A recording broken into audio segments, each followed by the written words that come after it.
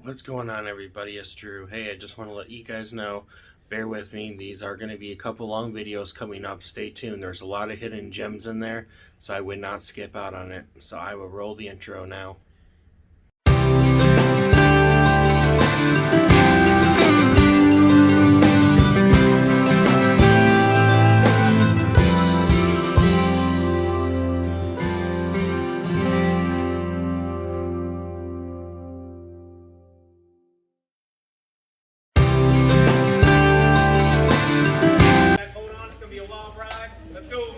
Almond.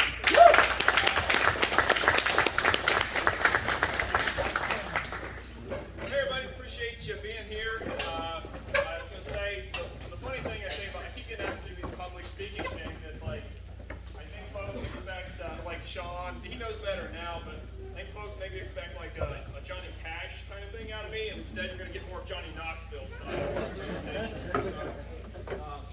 My name is Almond. I am the operations manager for our company, Almond Landscape. We have a side division, Almond Environmental. We have social media things, the Kid Contractor podcast, YouTube channels, all that stuff. We're nowhere near the elevated version of Spencer Lawn Care YouTube stuff, but we mess around with that a little bit ourselves. My wife Brittany, my fancy job title is operations manager, and what that is, it's a fancy title for a guy that does whatever the boss says.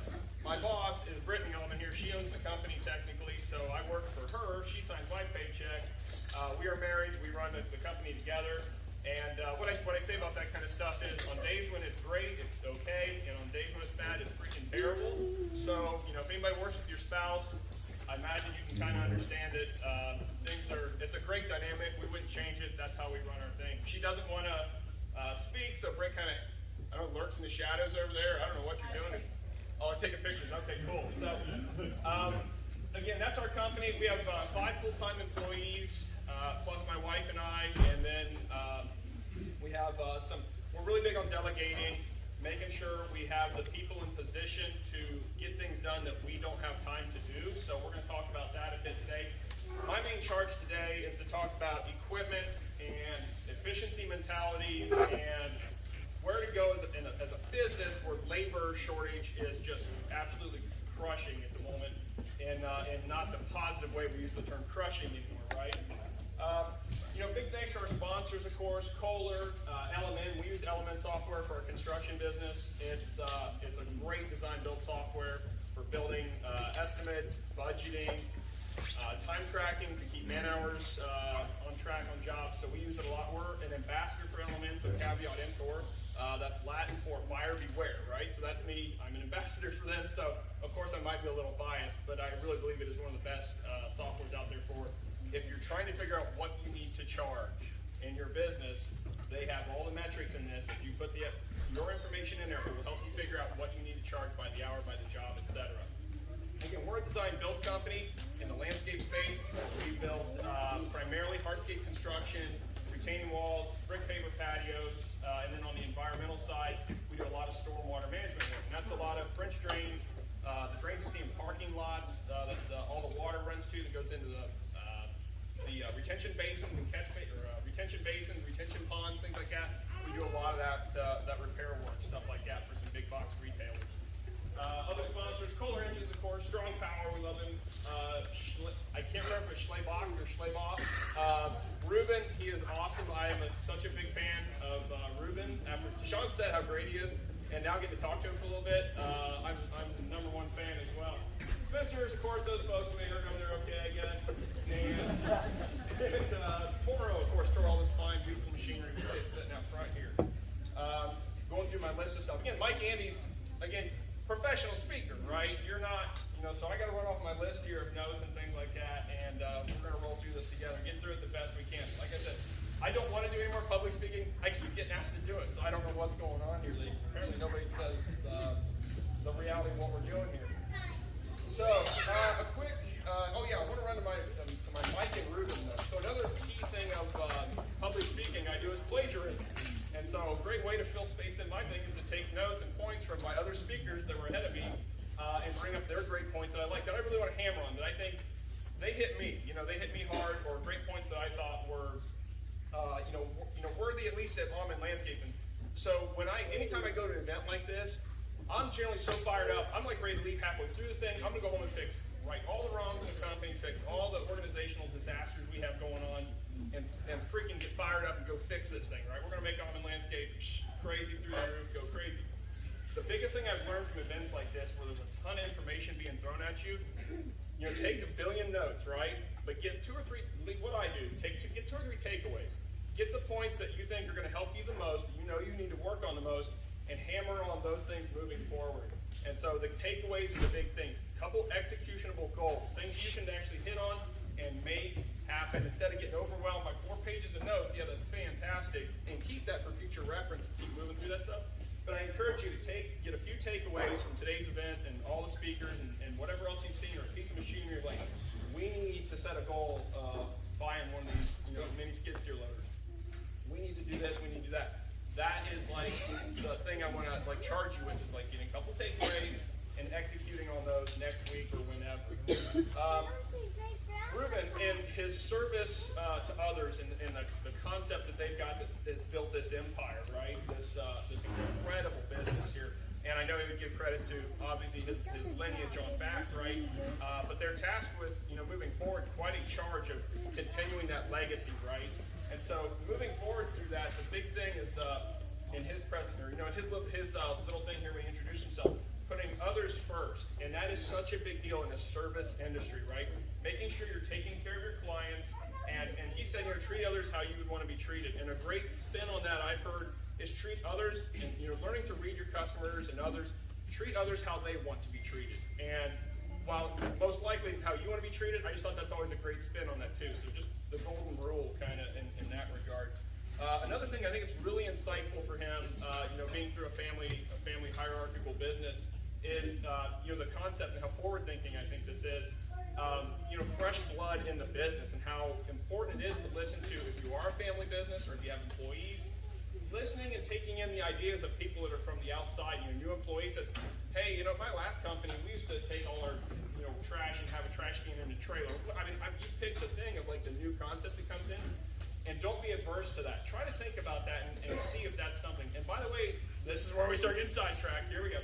That's a thing of we're talking about trying to make your employees feel like they're part of something, right? You're building this team.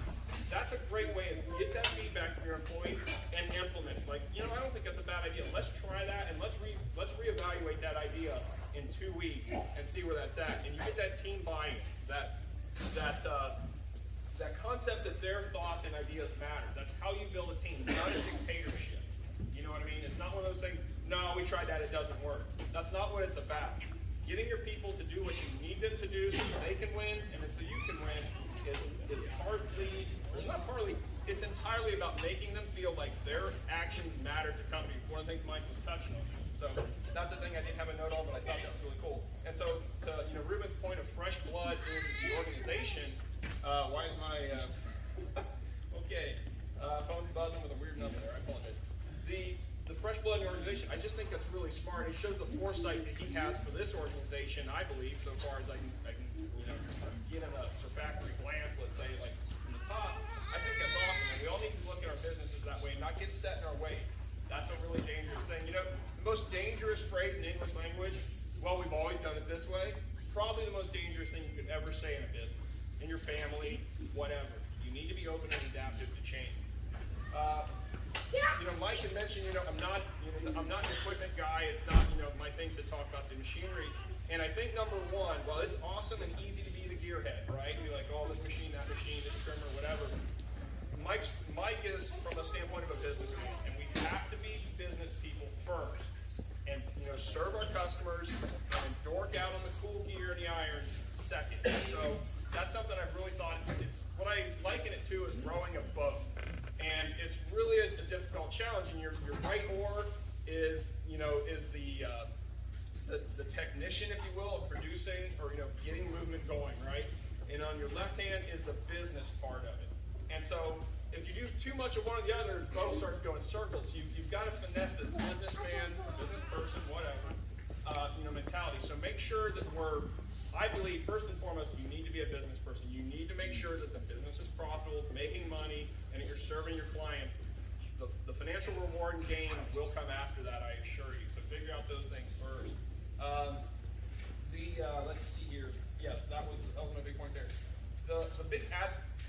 Mike made me think about too was adding value to the experience. That's a huge deal, and it got me thinking because I'm not in the field so much anymore. I hardly lay a paper or a block for hire anymore. It's my team. Our team makes that happen. And it got me thinking of like, how can because I have peers in my industry, Andy Mulder, Jeremy Swihart, Premier Outdoor. There's a lot of guys that are doing incredible next level hardscape construction stuff that I consider my peers, and I see what they're doing. I think we need to get to that level. How do we get to that level? And to Mike's point, the value add thing. And those guys are all owner-operators in the field, so they're craftsmen on the job site all the time, and I'm not so much anymore. Now, my lead guy is a craftsman, fantastic, technician, hardscaper, all that. And I think, how can I add value to my client's experience when, I tell them, no, I'm not on the job so much anymore, but my guy of 20 years is. And it got me, just one of those things got me thinking of like, I wonder, one of the things I need to add is like, I stop on the job site a lot, but I don't stop very often, frankly. And so I got to thinking of like, I wonder if that's one of those things where I need to add the value of, yes, the owner is going to, myself or my wife, will be by every other day on this project just to check in and see how things are going. And so, again, I'm here to learn. And if you ever put yourself in a pedestal where you think you know what there is to know, you've lost, you're done. And so I'm here to learn, and great value because I didn't pay for it, and I got to listen and learn to Mike. This is fantastic. The winners adapt to the conditions. So again, another takeaway here from these guys. Anytime the labor market's terrible, I can't get nothing, all that. The people that are winning and are going to win are the people that figure out how to overcome the hardship, right? So while it's easy to cry and moan about the labor market and there's nobody willing to work and all that, the competitor of yours, and I know we don't like using that word, really, you are your biggest competition. How so? I guarantee you've lost more work by not returning phone calls or getting bids back out on time or whatever. You've lost more work that way than you have by any of your competitors taking the work from you. You are your biggest competitor without a doubt. I know huge jobs that I have screwed up on and missed out on because I didn't get the bid back in time, but I certainly would have won some of those jobs. I'm my biggest competitor. Let's see here. The follow-up with prospective employee on your, just like you would a job that you really want, a project you really want, an account that you really want. You follow up with those accounts. You say, hey, Mr. Herfenerbler is the name I'd like to use. So, Mr. Herfenerbler, have you given our proposal any more consideration? Well, hey, Johnny Hardscaper, have you considered our offer for our job position, your position with our company? What do you think about that? So that follow-up, that was a great takeaway because I don't know, Brittany, have we ever really followed up with prospective hires? So it's one of those things, like you're courting those people to come work at your company, to be part of your team, right?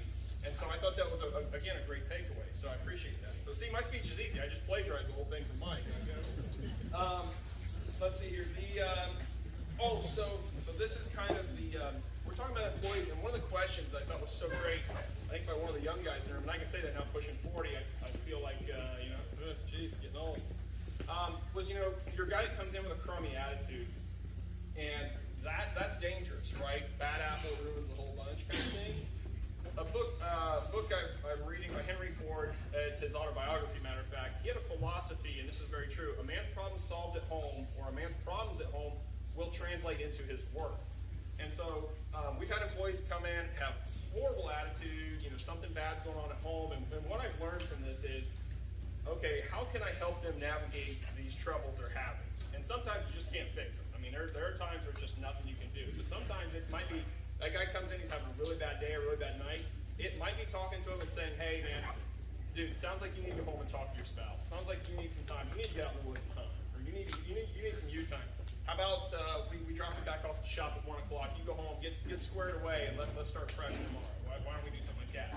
Making your people feel, again, and making them part of your family, part of your team. That adds to that buy-in. It won't work on all of them, but it'll work on most of them. You build that buy-in. So figure out how can you help them. They're stressed out, they don't have enough money for Christmas and gifts and things.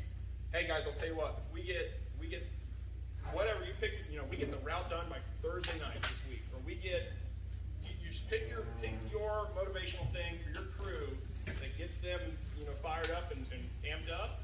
Pick that and set a goal so hey guys, we knock the route out with no issues by Thursday this week. I'll tell you what, Fridays, everybody's off Friday paid, and I'll even throw $50 on it since it's Christmas. Things like that to get your crew fired up and motivated. to help fix some of the issues they're having at home. Maybe it's help, slipping them a Dave Ramsey financial book, anything you can do like that. And again, you can lead a horse to water, you can't make him drink, but you do the best you can. And that way you do that in good conscience, and you're doing the best you can to build that family of contractor, the family of employees. So those are a few things I thought there. And Henry Ford was really big on, later on in his company, paying more than the surrounding industries around. And it was just even a couple bucks a day at the time was what was relative pay at the time. But he firmly believed, and he had the numbers to back it up, that he had less turnover, he had more production, and he had better people, because he was able to be more selective, because the line at the door looking to get jobs was longer, because they paid more, and they had better work conditions, all things like that. So think about that stuff in your business. And the big takeaway from that is, are you someone you would want to work for? Would you want to work for yourself? Working 60 hours a week, no extra benefit to that, like Mike was saying? What does it benefit your guys to go as hard as you do when all they're drawing is a paycheck, and you don't have, hey guys, we knocked out 3 jobs this week, everybody $100 cash into the week, let's do this. Can we do this? You want to do this? Let's go for it. Things like that. They've got to be compensated for those efforts to go as hard as an owner. There's a reason they don't go as hard as the owner. They're not the freaking owner. That's why. So again, this team building stuff, what you've got to think about is from, and another way too I think about this too, I'm getting off traffic or off topic here, but it's what it is. You've got to think, if you were to go work for someone else, and maybe a lot of you have been working for other people at some point, and you realize, I do not want to work for a company like that. But let's just say you were to quit your job, quit your companies this weekend, and you're looking for companies Monday. Who are you going to go work for Monday? What companies would you go apply at? What do they look like? What kind of equipment do they run? What kind of clients do they serve? What's the boss like? What kind of hours do they work? And that's how, again, how you need to craft. It's that treat others how you'd like to be treated. That kind of mentality. You've got to bring that into your companies and make that stuff work. Now, all that said, we're doing the best of this kind of stuff we can in our own company. We still, Lord knows, we have lots of shortcomings. We've got plenty of mess ups. I mess up all the time. My guys mess up all the time. It's human nature. It is what it is. But we don't want to be flying off the handle at guys when they are screwing up. And I don't want my guys flying off the handle at me when I screw up.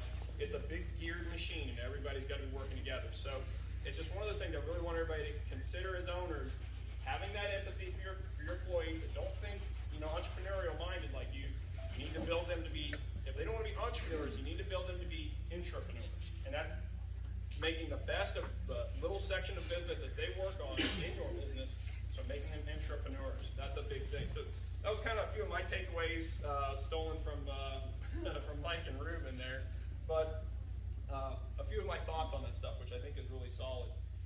Let's see here, my next note. So we were talking about, labor, finding and managing labor. So I really covered, I pulled the magic rope there, which I think that's brilliant, by the way.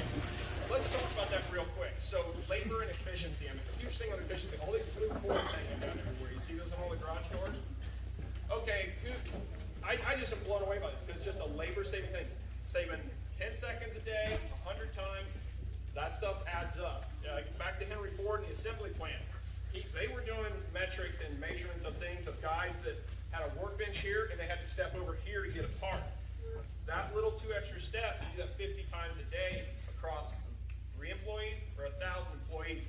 It's an insane amount of waste. So they started to figure out how to organize things so guy working here reaches here, no steps, that kind of stuff. So that blue cord right there is, again, these folks thinking ahead of like, okay, they pull up the door on a mini skid steer, these awesome grandstands, which I'm not in lawn care anymore. I started out in lawn care 20 years ago. The right standards were just getting popular, and now Toro's killing it with this multi-force and grandstands. I think they're awesome. But you just, you get off the machine, go around, open the door, push the button or whatever. Wasted time, wasted effort. So these guys are thinking ahead, and they drive up, that little cord's right there, pull it, nobody gets off the machine. Door opens, go out, outside the door, pull the cord, door closes, nobody gets off, right?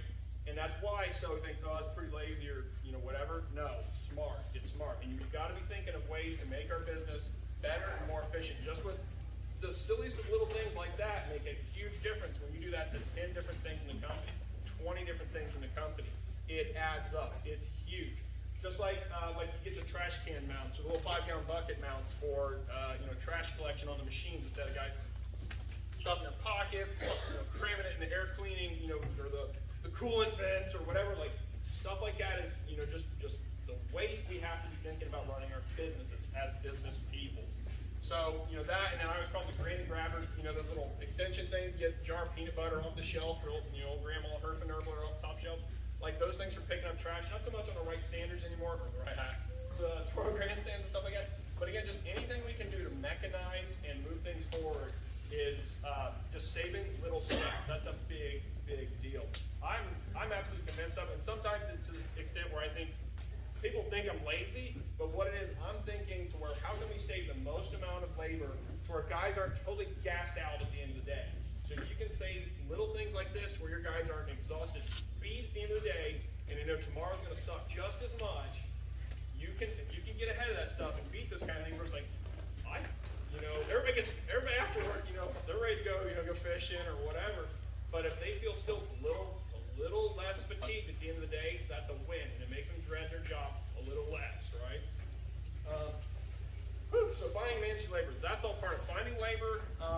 That's tough, and it's a lot of screening, it's a lot of looking through. The main thing I can say on finding labor in our business is we find good people through other good people we know. Seems we don't go to the local drug dealer and say, hey man, anybody that's looking for some work, right? No, we want to ask maybe the parishioner in church or our pastor, like, hey, any young folks that are up and comers or go to the high school or the career center, like, hey, who's a crusher, who's a killer? Like, we need to find good people through other good people and other good institutions. If I was looking for a lot of people, I tell you what, Chick-fil-A, I wasn't going there. I'd probably get a restraining order from Chick-fil-A at some point because I'm going there soliciting people to come work at my company because they're doing a lot of work for me. They're finding people that are, enthusiastic, helpful, all that stuff. And hey, man, and you figure out what they're paying? Hey, I got a job. It's harder work, but I pay $4 an hour more. Talk to us, whatever. And then we have all this cool stuff, or we're working on getting that cool stuff. Finding people that way. Find good people through other good people. Racehorses hang out with racehorses, right? Racehorses don't hang out with donkeys, right? So we got to find those good people through those channels. Big on mechanization.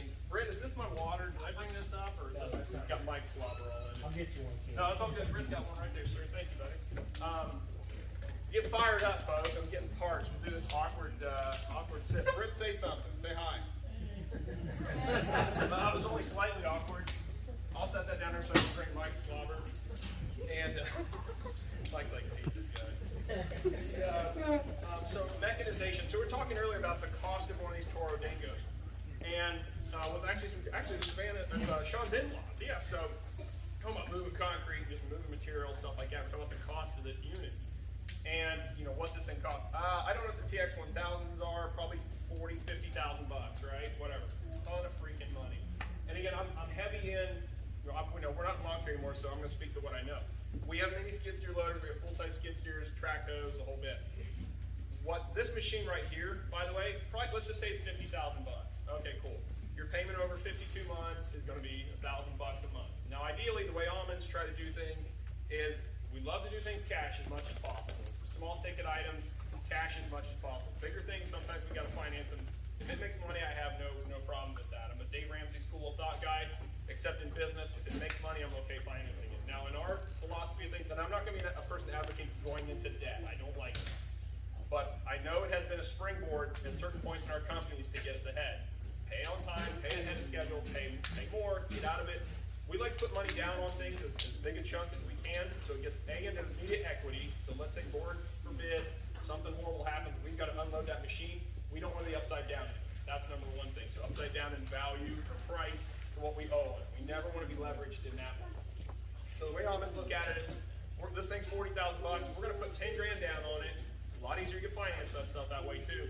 But it's going to cost you under $1,000 a month at that point. Holy moly, $1,000 a month. My gosh, it replaces 2 or 3 guys if you're doing any landscaping to speak of. So a guy's going to cost you what? 10? No. 20,000 a year? Definitely. 30,000 a year? Yes. So if you just replace an employee with an employee that costs you 12,000 a year, it's time to start thinking about that kind of stuff. And with the unreliability in the labor market, the machines will take over, eventually Terminator style, but we'll deal with that later. We'll worry about those problems when the machines enslave us all the other way around. But I'm really big on this stuff, and we got to be thinking about how can we not kill our guys and wear our guys out. Sean, the Multiforce has the mulch thingy on it, right? The Multiforce? Yeah. Multiforce, and I sound like a freaking Toro sales guy. I actually just ditch witch. But we, it's not just, we have a ditch witch dealer, so whatever. But the multi-use machines like the Multiforce there, where you can put, if you don't do any like construction work or heavier landscaping like we do, and you can put that mulch thingy on there. Now I haven't used it, I can't say it's super, I wouldn't put riprap or river rock necessarily in it, maybe you can, I don't know. But like little things like that that are keep guys from pushing wheelbarrows, and meanwhile your competitor, those guys are hucking 30 wheelbarrows of mulch up a hill all day, and then they see your crew out there zipping around a property with a Multiforce with what do they call it? Mulch force, yeah. So with that mulch force on there, you're like, man, that guy, they pay $1 more an hour than everybody else. Nobody seems to actually want to kill the boss. And we don't go home totally gassed at the end of the day. And then actually this guy's, that's the kind of companies we need to be building, is getting away from well, we've always done it this way. We've always wheelbarrowed mulch from 400 freaking yards, 200 yards away. We need to be getting away from that stuff. And building companies with that kind of stuff these days in this current labor market is what's going to propel you ahead, I believe. And I say that as like be-all, end-all statement. It's my opinion, of course, but I might as well say it's my truth, my fact. But I can tell you right now, again, what company would you want to go work for? If you quit today, quit your companies, all that, who do you want to go work for? A guy with 43 wheelbarrows and 4 pickup trucks? Or guys with like a mud buggy, which they don't have one here, or these grandstands, or Multiforce. I'm not a mower guy, forgive me. With the mulch force on there, or do you want to go push wheelbarrows for $1 less an hour too and work for not as great a company? This is where we need to be thinking, right? So let's see. So I saw the Toro mud mix earlier. Another great example. I don't know. I didn't see the paddles in it, if it's for mortar or for concrete mixing, whatever.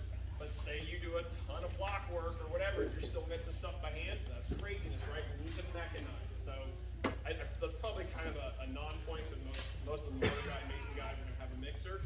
But this is the way we need to be thinking. What tool can I buy that might $6,000 or $8,000? Cheaper than paying Johnny hungover guy, spade mortar around all day, and we've got that thing sitting there and we own it forever. Done deal. This is the way we need to be thinking. It's probably been it's one of those things. It's either been like 4 minutes or 35 minutes. You're good. 5 minutes? What? I got a signal from Brett. Sean, what now? You're good. Awesome. And everybody's like, God.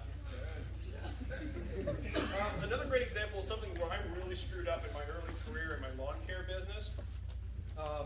I started mowing grass for my neighbor before I could drive. Working with them, he was a teacher. After school, I'd go mow grass with them, and I realized quickly, I want to work for myself. And I'll tell you one of the things that drove me to this, by the way. And so the story is, and I love these folks. They're great friends of mine and all that. But again, management style, whatever. I was the guy, even though I was the new guy, I was always on the string trimmer. I never got to be the guy on, remember Great Dane mowers? Those pieces of garbage? Oh my God. Now, Britt hates me for that. She loved that stupid thing. But I never got to run the brand new zero turn. I never got to run the big skag, walk behind, whatever. Trimmer guy, push mower guy. Maybe that's because, I just wanted whatever. But that always did not sit with me well, right? I was like, I never got to run the machine. I was always the dog. And granted, there's an entry-level thing, but I just never got to try it, right? And so that's one of the things that drove me out of that company too, or just kind of got me thinking like, boy, if this is how it is, I don't want to be an employee the rest of my life. I know that. No way. Or I just sure don't want to work for a company like this the rest of my life, right? So, so that kind of set the thing early for me. One of the things, again, one of the places where I really screwed up is we'd be doing leaf cleanups. And I see so many people doing this now, and it makes me so happy to see this. But guys getting leaf vacs and mounting them on dump trailers and sucking those leaves up, blowing them into leaf trailers or the dump trailers and stuff. Mechanization. Man, I did it the dumb way for so long, I can't even tell you. Rake them on a tar, all the leaves, right? Drag that thing, run around your waist, drag that thing into the freaking street. Holy God, I did that for, I should be speaking like that in front of the Amish, I apologize, and to profess myself as a Christian is absurd sometimes, and I apologize. The biggest thing was, like, I didn't think I could make the money to buy that fancy stuff, and what I didn't realize was mechanizing is going to get me to that point. That being a businessman would get me to that point. I thought only and only was doing the best work was going to get me into this new stuff. The crazy thing about it is it didn't. I crashed my first company about 10 years in. It took me, my first 5 years were pretty good.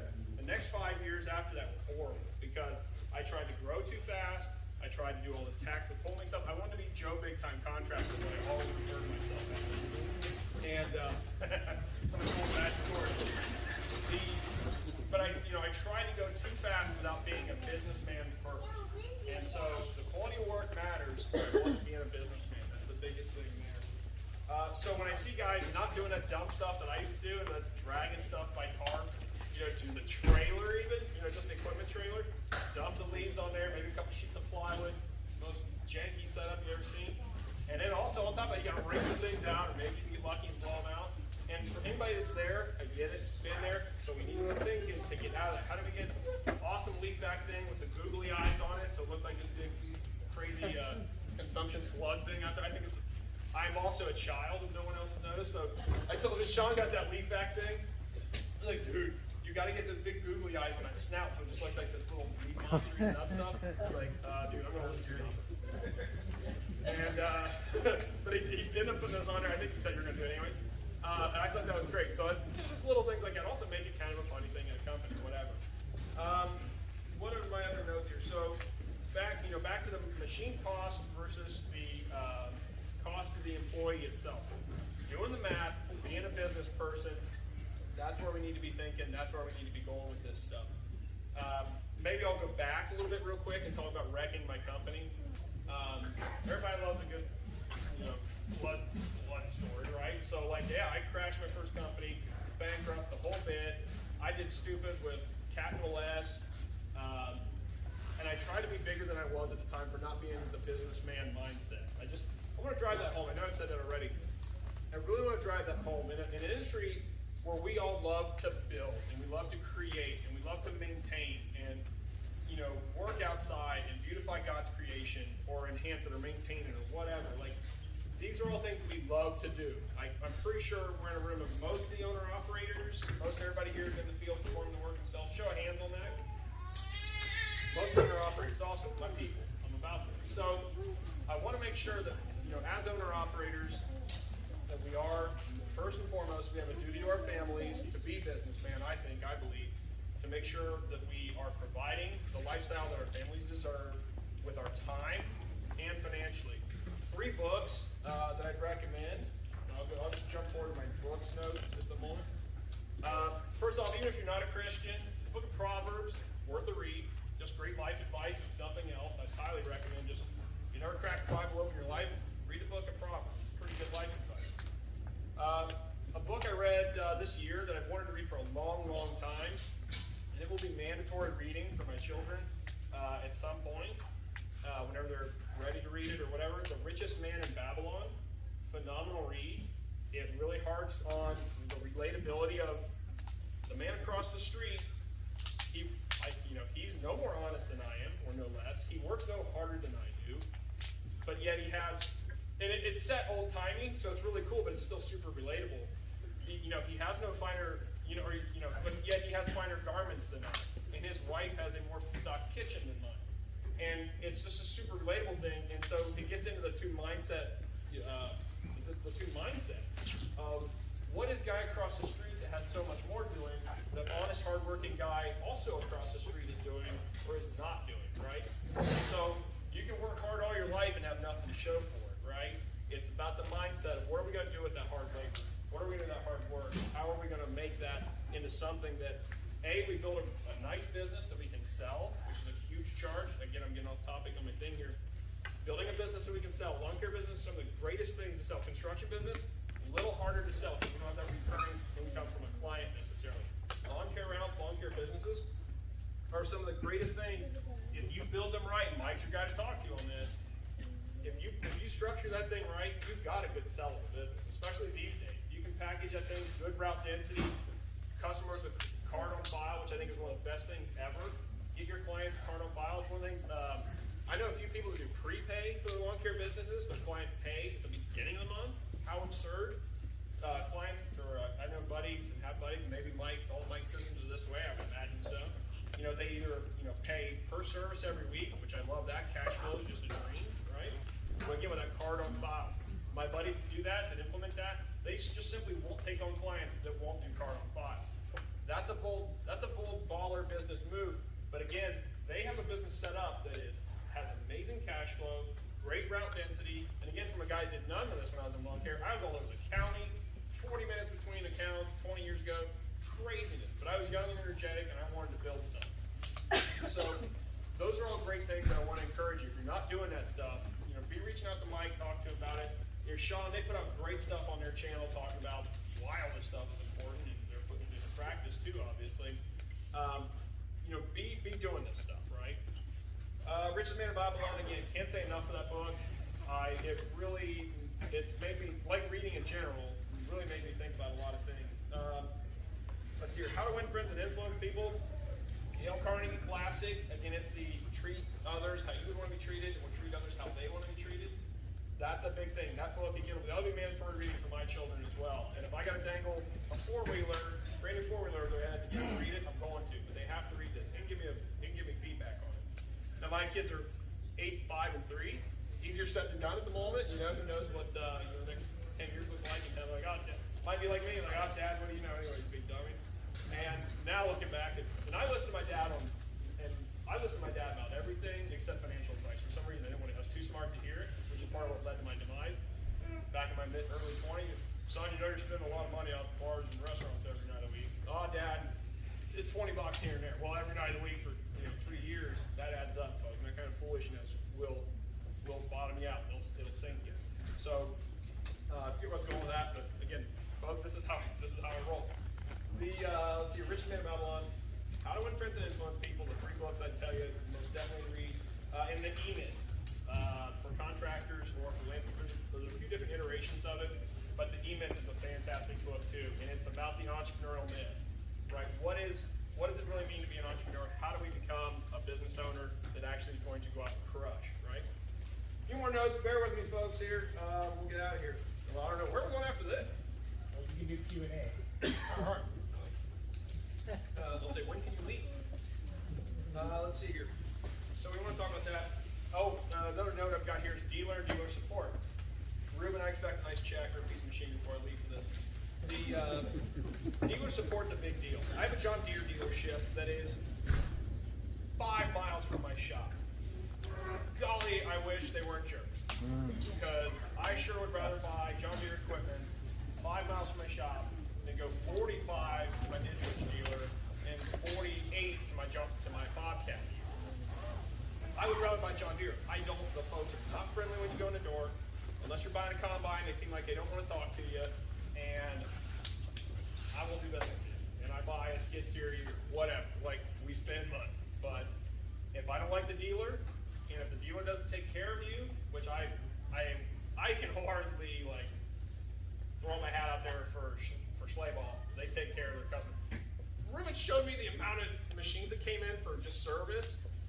A crummy company doesn't have a backlog of machines that need service like that. You know what I mean? They would be struggling to work if they weren't doing a good job. So having a dealer that's going to take care of you with all this machinery when you do buy it and you invest in it, you need to make sure it's a dealer you like, that you know they're going to take care of you if you have an issue, and that they're going to treat you fairly and treat you how they would treat themselves, right? That's a big deal. I already talked about financing, cash versus debt. We like to have equity and everything. We like to pay everything off as fast as we can. We like to buy as much small stuff as we can cash. We're in the process of building. I was bugging poor Ruben.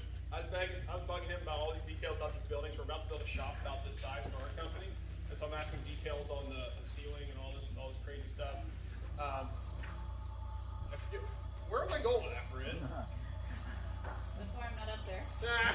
So, Building a shop. Yeah. building a shop. So we're super excited about that, and don't hesitate to reach out to others for advice and ask questions. Right? I guess that's kind of like, again, I'm bugging poor Ruben to death on all this stuff, but this is, this is the thing. Ask questions, reach out to folks, find a mentor if you can, and I'll tell you the rate. People say, well, how do you find a mentor? Here's the one thing, especially in lawn care. I think it's pretty easy. You've got such a wide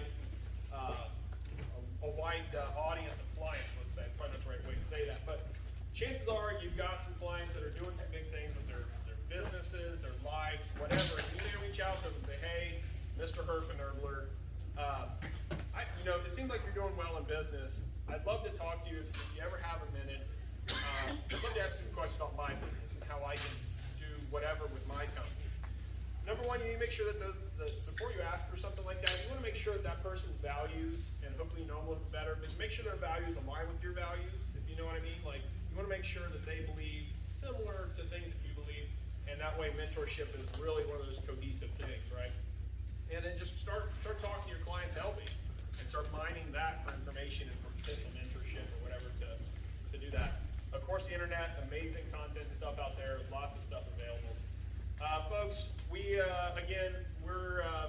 you want to check out what we're doing, at Almond Landscape LLC on Instagram, our YouTube channel. We have a thing called the Kids Contractor Podcast.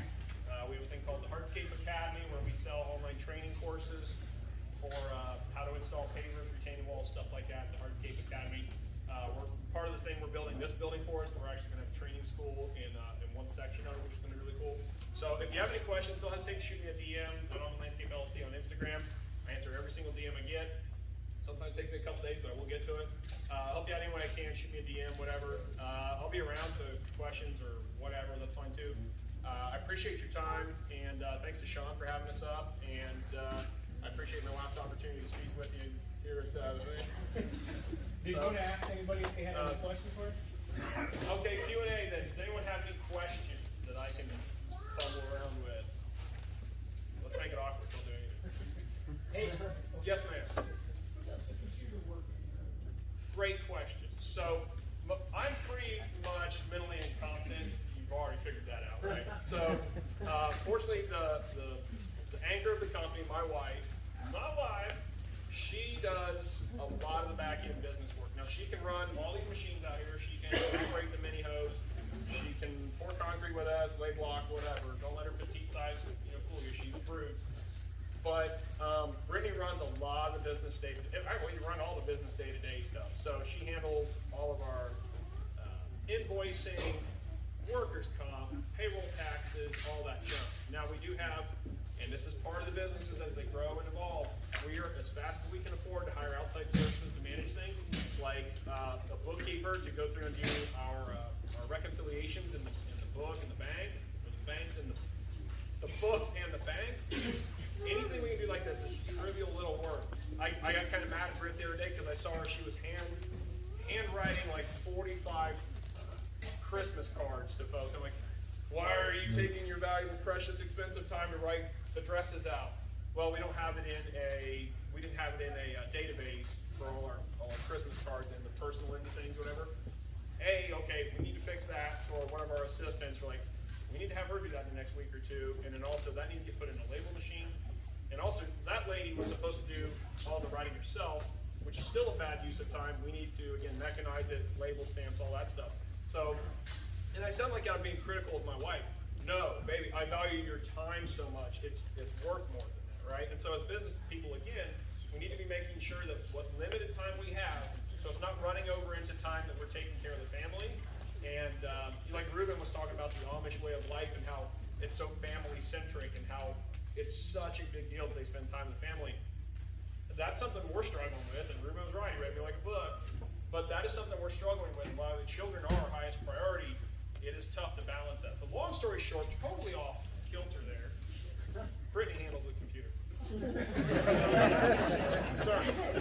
Yes, sir. Can you tell us about your shop Christmas tree?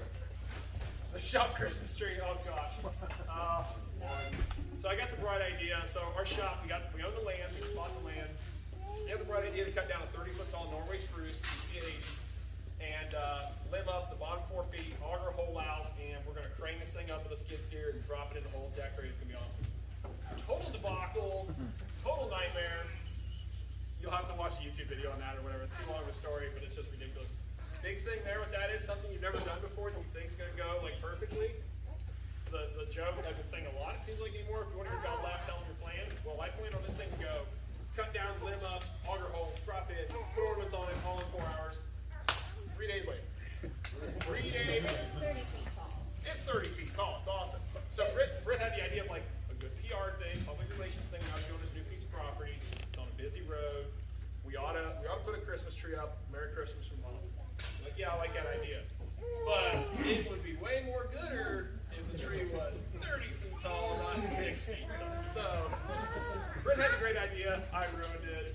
It looks mediocre now, but whatever. Yeah, that's that. Thanks for bringing up that summer side. Sir? Mike had a question. Oh no, I don't take questions from him. I can't take it away. When you switch from mowing to landscaping, and like focus on that, what do you do to make that happen?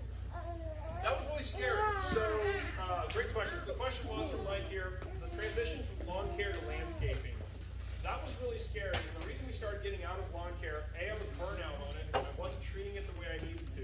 Our company was doing probably $500,000-ish at the time, 400, somewhere.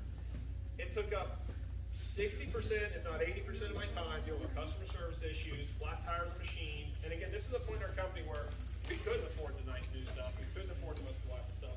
So we're patching tires and fixing trailers. You name it, we're doing it. I've been there, I imagine, pretty relatable thing, right? But dealing with all that stuff and then just having at least my guy out mowing, it was taking up, again, 60% of my time. It was 10% of our revenue. But yeah, we're doing 60, 70 a year in lawn care. So it was 15% of our revenue taking up most of my time during the week just to manage the work being done. And so I was getting sick of that.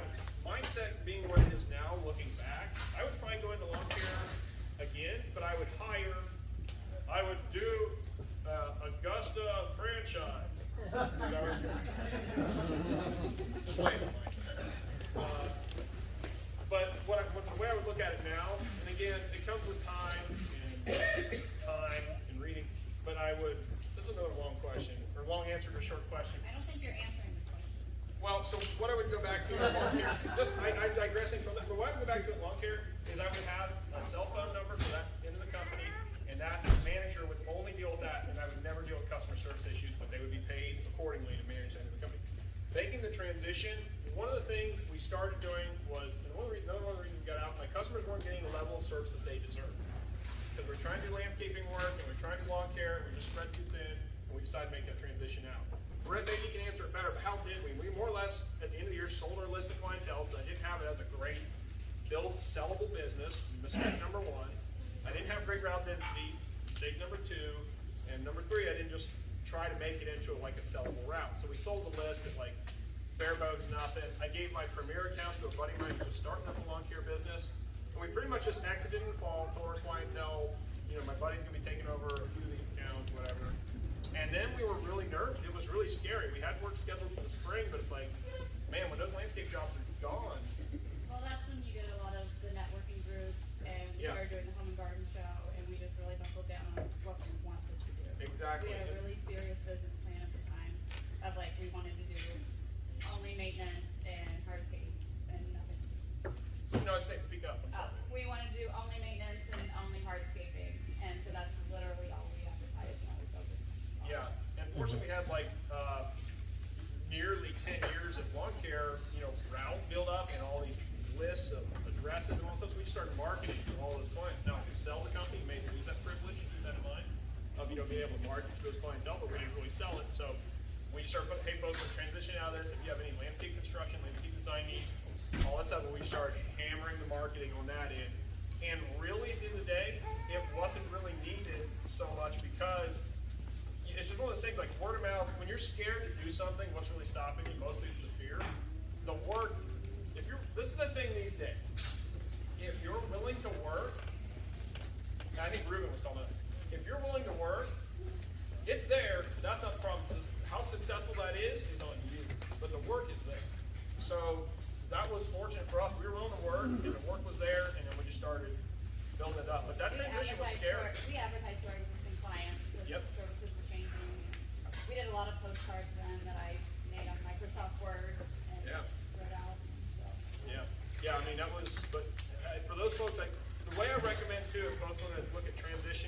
more towards landscape construction or masonry or whatever, is what I would do immediately is, if you want to start that transition, cut out, and you should do this anyways, by the way, but cut out your late pays, no pays, slow pays, the accounts that are out of range or out of your route, the clients that have yards that are just a nightmare, have dog food, and dog and toys, and all stuff always in them. Start pulling those out and just keep your best accounts that you know you're your most profitable. Start cutting those out and where you're mowing 3 days a week maybe and doing landscaping too. And start just keep 80-20 in them. Just keep cutting out the junk and just slowly make that transition that way. That's a way, if you're scared to make the jump, that's one way to do it, where you still have the recurring income of lawn care, but not doing the total jump immediately. So that's the way we look at it there. So, anybody else? Mr. Black Hat right there. I think Josh or something maybe. Yeah, what's up, man? So, before you're gonna go quote, a $50,000 landscape job, what are you saying to yourself in the mirror before that job to build up your confidence so that you're not underbidding that job? How do you build up that self-esteem and say, oh, yep, 50 grand, and it's easy to say. Sure. The number one thing there, I'll say this from where I am at the moment, and this isn't bragging or anything. We do about $1 million a year more in revenue, whatever, which gross sales don't mean anything. They don't mean a thing. Bottom line's all that matters. That's all that matters. Bottom line. True net profit and your own salary, right? That's what matters. Gross sales don't mean, I know people that make more money than most folks at $500,000, and I know guys at $2 million and making nothing. It doesn't, you can do $10 million in business, but if you've got $10 million in $1 in cost, that doesn't mean you're $1 negative, right? It doesn't matter. So gross sales don't necessarily mean anything. So keep that in mind, because I got really hung up on that when I was a kid contractor even. I got really hung up on the gross sales, and my goal, hit $1 million. That'll save us, I can out-earn my stupidity, right? Not true, not true. So to answer that question, I think the big thing is realize, because I struggled with that for a long time when I was young, and I still do to an extent of you have to understand, the way you gotta look at it, especially now in my days, I've got a family, I've got guys who rely on us, we have to be profitable, we have to make money. I've got machines that we've got to pay for. I've got responsibilities, and we've been doing this long enough, it's not practice for us anymore, we're pretty darn good. And so the self-worth is a huge part of that, so you've gotta have the self-respect. I struggle with that, because I'm like, oh geez, I don't, because when you're a craftsman and a true, you all know what good stripes look like, good lines, good, well-trimmed property, whatever. But at the same time, you can see and you know the little things you don't like about it, right? And the same thing for any other craft. And so I'd be like, man, I want brick, gosh, brick's a little, not the way I'd love to see it, And so you start eating away at yourself in this nonsense mind game. And you gotta get as close to perfection as you can, whatever, that's a whole other conversation. So you gotta know your self-worth, you've gotta just have that confidence of where you're going, right? You gotta know where you're going and what this job is going to get you. We also wanna make sure we're not just throwing blanket numbers out, right? Of course, I would hope we all know that, but it's not just you look at it like, 50. Now, as a budget item, yes, that's a big deal. Like when we're meeting with clients, we say, a project like this, is gonna start in general at $10,000 or $50,000 or whatever.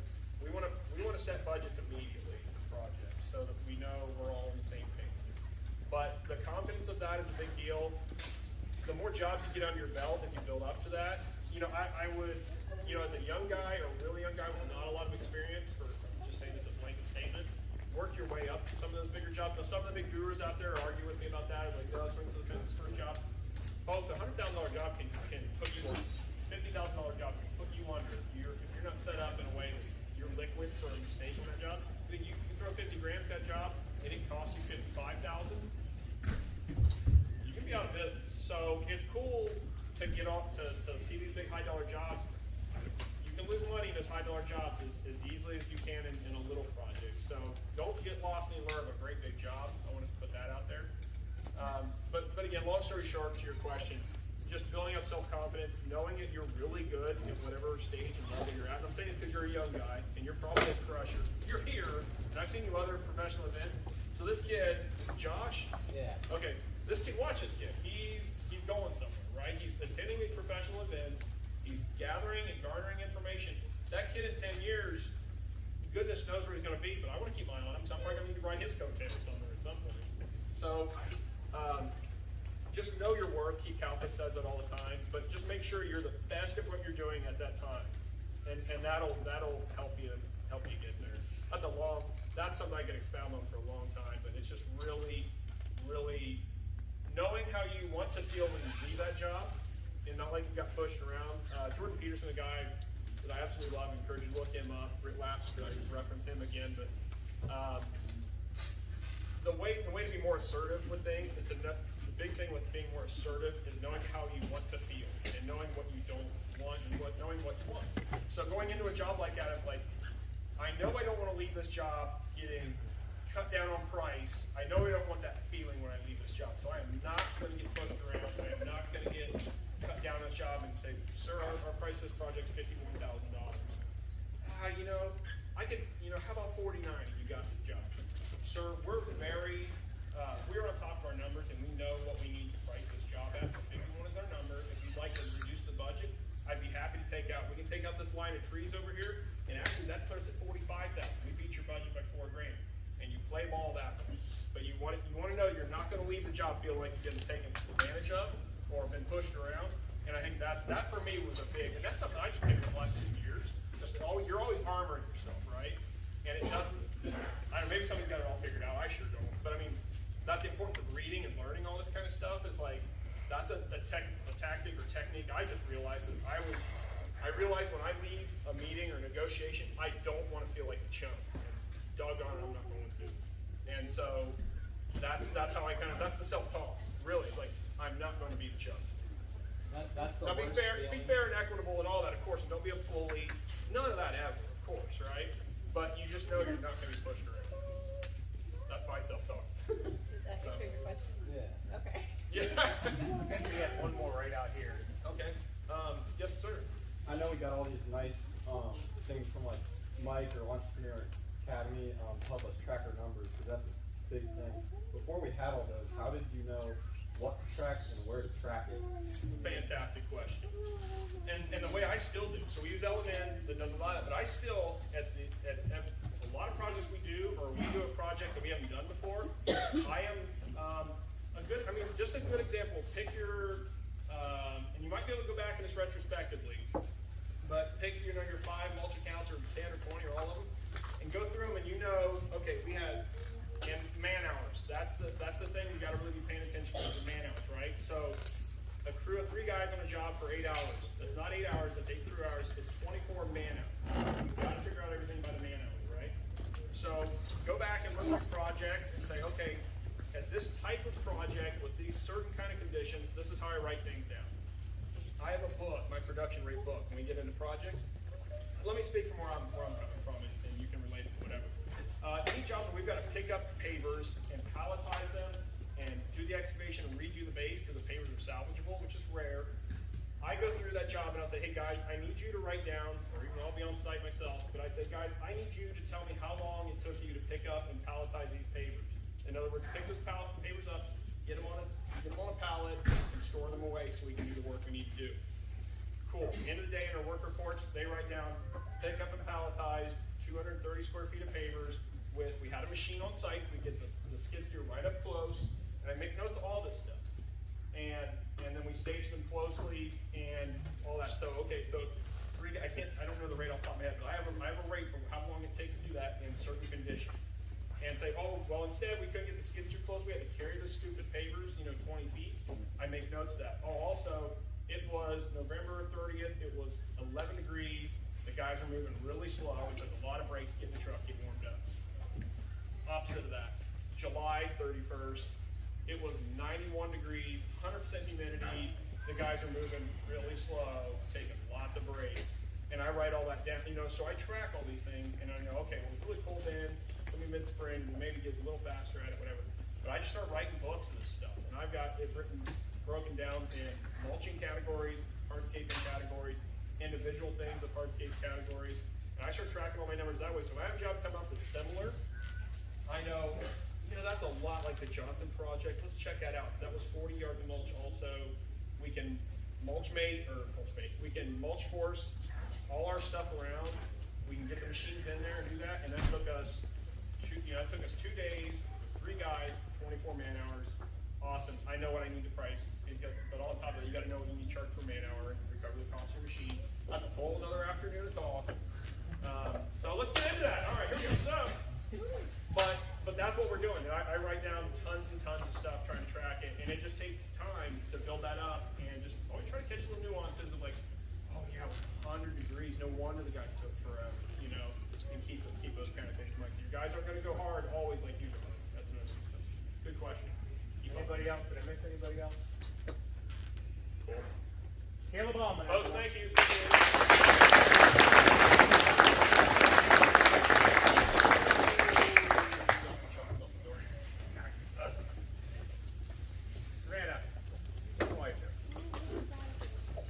Outside. Alright. You're fine. Let's take like a 10-minute break, 15-minute break.